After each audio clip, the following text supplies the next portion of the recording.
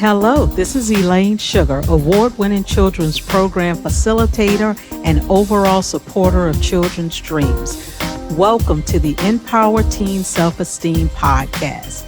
We bring you ideas and resources that help teens shine and help ease parents' minds.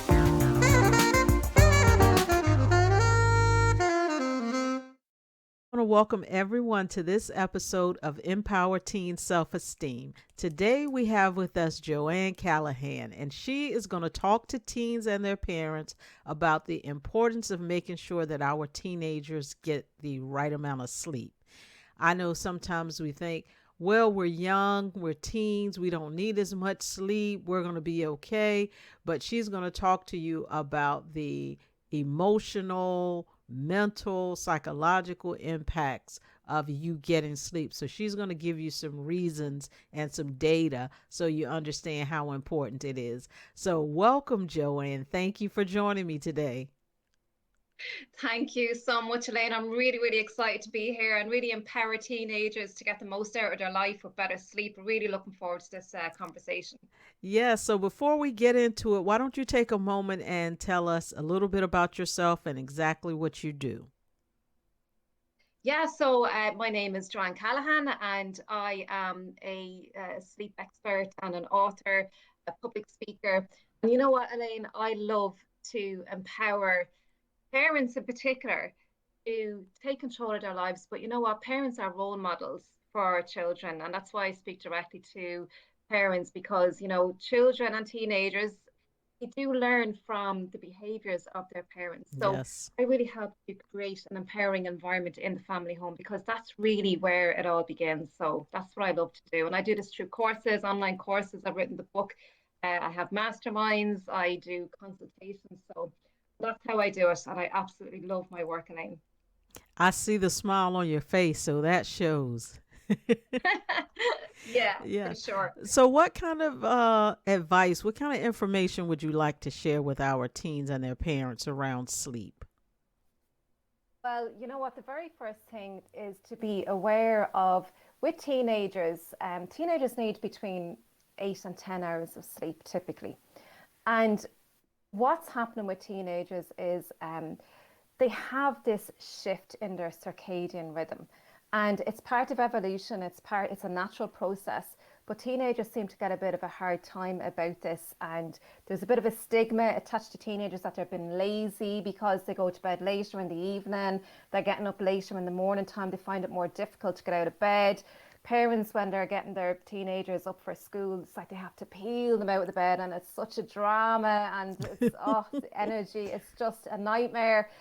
And you know what, really, my advice to parents is it's not their fault. This is Mm, a natural process. mm-hmm. And if parents understand what's actually going on a biological level and this natural shift in the circadian rhythm is happening, it's a natural occurrence. If parents understand that and respect that, then they'll go a little bit easier on their teenagers. And there's a lot that parents can do to empower teenagers. It's just all about getting into a routine. There's a lot, and I'll talk more about that later.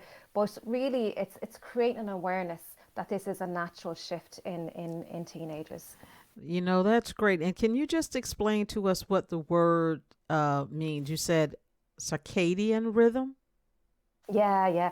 So circadian rhythm it's a 24-hour biological process, okay? So every single living creature, every human being has this circadian rhythm. So what it is primarily is it's all these biological processes that happen in the body, and it's primarily influenced by sunshine, by daylight and darkness. Okay. So yeah, so that's why we are awake during the daytime and that's why we sleep at nighttime. So during the day, we're active, doing things. And then at nighttime, we are healing and repairing. We're doing a lot of emotional healing. We're doing a lot of restorative healing in our body. And it's absolutely necessary. And particularly for teenagers because they're still growing, their brain is still growing, Mm-hmm. and they're doing a lot of development. They're going through puberty. So Mm-hmm. there's a lot of development that's going on with teenagers. So it's absolutely vital that they get good quality sleep. And if they understand the shift in the circadian rhythm, they can adapt to this and really help to optimize the best sleep that they can. And what's going on now, especially in the last 5 years or so, Elaine, especially in America, I know Mm-hmm. they have very early morning starts in school. So their wake up time is socially determined, by what time they need to get up for school. So many teenagers are having to get up at 6 o'clock in the morning to get the Mm-hmm. bus for school starts at 7 or 8 o'clock in the morning. Mm-hmm. I'm living in Ireland here, so most of our school in here starts between half 8 and 9 o'clock in the morning, which is more ideal for teenagers. This Wow. this really, yeah, it's a big difference. So so it's like when you're pulling your teenager out of bed and getting them to go into school at this hour in the morning, it's very unnatural and it's actually very unhealthy. And there's been lots of studies that show, Hmm. there's been there's more car accidents because I know teenagers in America, they drive pretty early. There's been a lot more accidents. There was a school in I can't remember where, there was a couple of schools actually, but there was a 70% reduction in car accidents when they brought their start school times forward to half 8 in the morning. Wow. So that's very significant. Yeah. So, you've got things like mental health, physical health issues, risk behaviors, depression, suicide. All these numbers are quite high when teenagers are having to get up very early for school in the mornings because it's outside their natural process. But really, Elaine, what's happening is when we're sleeping at nighttime, we're going through all these cycles. Mm-hmm. And for teenagers in particular, okay, in the second half of the night, this is where a lot of our memory consolidation is done, and it's also where a lot of our brain um, healing and brain growth has been done, and Mm-hmm. also our emotional health. We tend to dream quite a lot, especially in the second half of the night. And if you think about it, teenagers are waking up early, so Mm-hmm. they're not getting this optimal REM sleep. They've been taken out of their REM sleep early. So they've been deprived of this emotional healing through dreaming and also laying down their memories. So you may find there's a lot of teenagers that may find it difficult to recall information that they've learned or find it very hard for information to stick in their brain. And this is the Mm-hmm. reason why, Elaine. It's really, really Wow. significant. Mm. Wow. So, what do you say to parents and teenagers who are within the school system where they don't have the flexibility to adjust that school time? So, Well, with the information you just shared, suppose we read about this, we follow you, we come to know it, but our school doors open at 7 and or 7:30, and I don't have a choice. So, what do we do then? okay, that's really challenging, Elaine. It's really challenging. So it has been shown by the CDC and lots of health government bodies over there in the States in particular, because it's really over in the States where these early starts are happening, early school times. There's a whole movement on delaying start times for school. There's a whole big movement, but in the last 5 years, there has been a number of schools. But your question is, what do you do if they've no choice? Yes. So I would say, you know what, as a parent, write to the school, write to the local government body or the local state or whatever health centre, write to all these people because it has been shown in scientific studies the detrimental effects Hmm. when our teenagers are starting school so early. And there has been significant reduction in suicide, car accidents, performance, all this stuff. There's been a massive. It has been shown when the school start times are later that kids are improving in their academic levels. Wow. Car accidents are being reduced. So it has been shown with these later start times. So it does work. So it has been shown and it has been proven it does absolutely work. Sleep doctors, health practitioners all suggest that a later start time is so much more optimal for teenagers. Okay, so our parents can start writing and make voicing their concerns and join some movements that are already taking place because other people are already bringing this to the attention of our school and government officials. And Absolutely. is that information, any information regarding that on your website, or do you know of any U.S. based movements that parents here can join? If you look up, I don't know off the top of my head, but Mm-hmm. there's lots of movements over there in America. When you can Okay. Google it and look it up on Okay. YouTube, and yeah, there's a school start late times, something like that. It's called. For Okay. if you look that up to Google it, you will find it. You'll find lots of information. Awesome. I know there was a bill passed, I think 2 years ago in California. Mm-hmm. Um, uh, on late start times. So the middle schools and high schools are not starting any earlier than 8:30 in the morning time. Mm-hmm. So it's all over there, like especially the Okay. last 5 years that this whole new school start times has started, and that's particularly in America. Now here in Ireland, where I live, we've always had 8:30, 9 o'clock, so it's not so much of a burden. But we Awesome. still do have the late shift for teenagers, and really what we can do to help. We have more options to help teenagers when there's social start time, wake up time is more in line with their circadian rhythm. So really it's all about getting into a routine. The mobile devices is a very big deal at the moment, Elaine, as well, because a lot of teenagers are addicted to their mobile phones. They're Mm-hmm. overusing them. They can't put the phones down. They're bringing their mobile phones to bed at night. 89% of teenagers are imagine bringing their phones to bed with them in the evening time. Mm-hmm. And so many of them, they literally have their phone right beside them. And it's the blue light from these electronic devices is actually stopping our melatonin. That's our sleep hormone. We Mm-hmm. absolutely need our melatonin to enable us to get asleep, but also keeping us asleep during the nighttime. So mobile devices is a big factor in stopping us from getting good quality sleep and being able to go to sleep at nighttime as well. So that's massive too. A lot of people aren't aware of that, the blue light from the Wow. screens. I think you might have shocked a lot of our teens and possibly some parents too.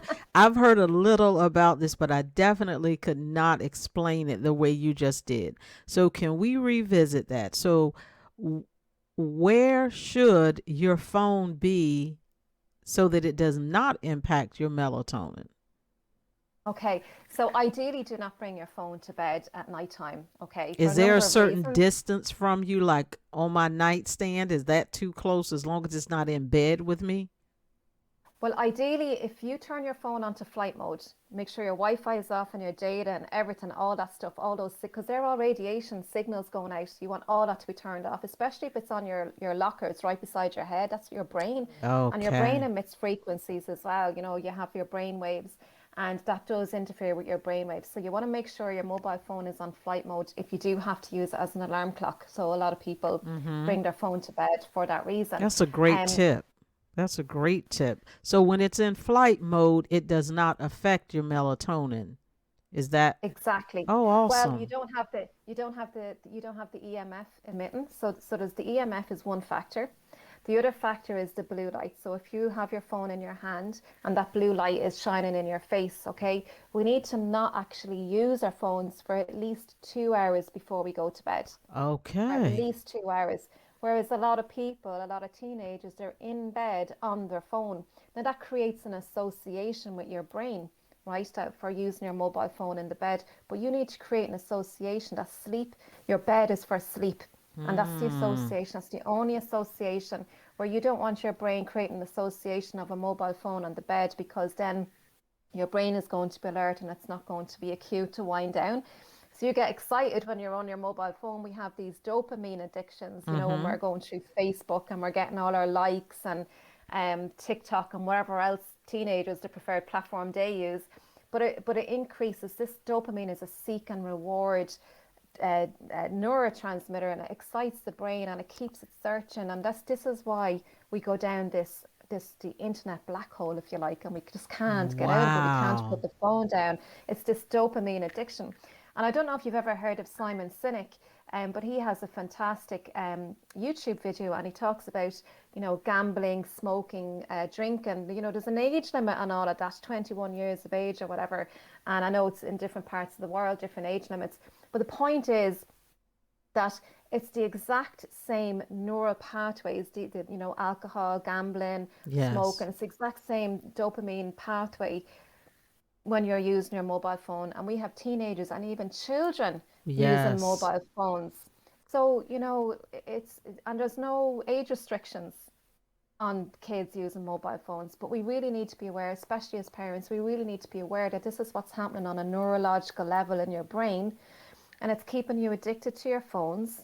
Number one, the blue light suppressing your melatonin, and you just go down this black hole of the internet. You're just addicted to it. You just can't put it down. And then you've got your EMF radiation as well, which is impacting you right down to the cellular level. And we've got 5G coming in, which is very strong impulses as well. So we need to be, that's a whole other podcast, 5G. Okay, But we'll have to have you back to talk about that. But can you yeah, explain EMF really quickly? EMF is electromagnetic field. Uh-huh. So as human beings, we are electrical beings, okay? Yes. Our nervous system, how our nervous system works is electrical currents through our nervous system. Mm-hmm. So if you can imagine the easiest way and simplest way I can explain it with a mobile phone, it's giving off electrical signals as well, but it's interfering negatively with our body. And Wow. our brain waves, they all need to slow down. So we've got our beta, alpha, all these brain waves, and they need to slow down to enable us to go asleep at nighttime and to go through the different stages of sleep. So when we have our mobile phone, it's negatively impacting these brain waves, but also our electrical activity in our body right down to the cell, and it just negatively affects everything. It's there's lots of scientific studies. I do have a course where I talk in length about EMF. I have a whole section on EMF and the devastating effects. There's over 10,000 studies done to show Wow. the adverse effects. So, and look, technology is great, but we want to control technology. We don't want it controlling us. And technology is only getting bigger and faster and stronger as the Mm-hmm. years go on. It's just developing so fast. So we really need to get a hold of our usage, how we're using it, and really respect it. It's when and how we're using it that we really need to be mindful of. You brought a lot of information, and I am going to take you up on your offer. I definitely want you to come back sometime and talk about 5G technology. I Great. think I Yeah. think you might have some of my teenagers, and quite honestly parents too, because I know I must admit that I've been going to bed with my phone, but you just gave us some tips. So they say when you know better, you do better, right? And so you Absolutely. also gave the parents an action item to reach out and join this movement to get these school start times later and set some routines for sleep, our teens and our adults, to set some discipline around, not using your phone in bed, and then making that separation about 2 hours before you go to bed so that your brain can start to associate bed with that place of rest and peace and Absolutely. right. Hmm. So all fantastic information. I know you have gotten people's attention. There's some people there's some people saying, "What did Good. Joanne say?" Might she need to listen to this again. Yes, you can replay this. It's going to be available on YouTube and you can listen to it over and over again. But also, tell us how we can get in contact with you. Tell us about any events you have coming up, books you've written, whatever it is that we can know to get in contact with you, follow you, and continue to learn more. Great, absolutely fantastic. So I do have a podcast of my own. It's called Empowering Family Health. Love, love, love the whole concept of empowering parents to empower their teenagers, because the parents have to set an example, Yes. especially with the mobile phones as well. So parents, you've got to walk the talk, whatever you're telling your teenagers to do. So Empowering Family Health. So check that out. I'm on YouTube, and I also am all the usual audio platforms as well for the podcast. I also have my book, How to Get a Good Night's Sleep.com. It's also available on Amazon. However, if you buy my book through How to Get a Good Night's Sleep.com, you also get a free copy of the audiobook as well. Oh, So nice. it's a special offer for a limited time. Yeah. I also have a lot of online courses. So if you go to joannecallahan.com, and I spell my name Johann, so joannecallahan.com, you will get you'll see all my courses there. I do a 12-week group live group coaching course, which is very powerful. And then I just do self-tutorial ones if you just want to start there. And also I do have a lot of free webinars. So Nice. I'll give you all the links for this. You'll get all the links on joannecallahan.com. But I do free webinars very frequently as well. So watch out for that too. And I'm on LinkedIn, Facebook, the usual. So just watch out for anything I have coming up, and my courses and my book. Well, thank you so much. Again, you showed some wonderful information. You have some of us a little shocked. We'll be thinking about you when we get ready for bed tonight. Like, what did she say? What time is it? How much longer do I have? No, but it's really good information, and I am definitely going to look to find out more about the movements taking place within the U.S. So I don't know if wow. I must admit this was as much for me as it was for our teens. Good, and good, absolutely. and like you say, the parents are the role models. So the teens will be paying attention, and maybe the teens and the parents can take this journey together. That- Absolutely. I mean, it's so, so important, Elaine, because they're going through all their hormonal changes, their puberty. The brain is still developing. So mhm. really, it is, and parents have, I think, one of the hardest jobs in the world, Elaine. And I really Agree. respect. I'm a parent myself, but you know what? We got to walk the talk because they really do learn from what we do. So we've got to do it too. So yeah, Yes, well, you have given us tools to do it. We can also check out those resources you gave. I will put links in the description when the video is posted on YouTube.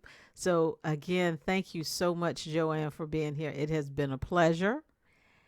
And great, great. yes, and I want to thank our listeners for joining us. And please continue to tune in for more episodes of Empower Teen Self Esteem. Thank you. Thank you for joining us for this episode of Empower Teen Self Esteem. Please follow Kids More Sugar on social media. Please do subscribe to our YouTube channel to show that you support this content. And you can visit our website at kidsmoresugar.com to learn more about our free online kids program. Thank you.